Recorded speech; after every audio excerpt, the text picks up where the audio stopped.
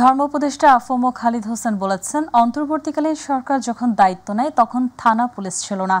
ঢাকায় শিক্ষার্থীদের ট্রাফিকের দায়িত্ব পালন করতে দেখা গেছে। আইনশৃঙ্খলা পরিস্থিতি একদিনে নিয়ন্ত্রণ সম্ভব নয়, তবে আইনশৃঙ্খলা পরিস্থিতি বহুগুণে ভালো হয়েছে, অর্থনীতিও ভালো হয়েছে। একটি সুন্দর নির্বাচন আগামী ফেব্রুয়ারি মাসে উপহার দিতে পারবে অন্তর্বর্তী সরকার। রোববার সন্ধ্যায় তিনি ব্রাহ্মণবাড়িয়া সদরের পশ্চিম মেড্ডা জামিয়া দারুল আরকাম মাদ্রাসায় আলেম ওলামাদের সঙ্গে মতবিনিময় ও সংবর্ধনা শেষে সাংবাদিকদের প্রশ্নের জবাবে এসব কথা বলেন।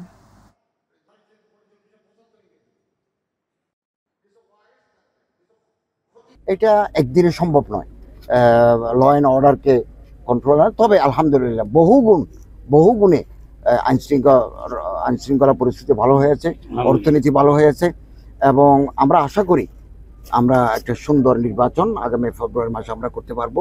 এভাবে আমাদের প্রস্তুতি চলছে।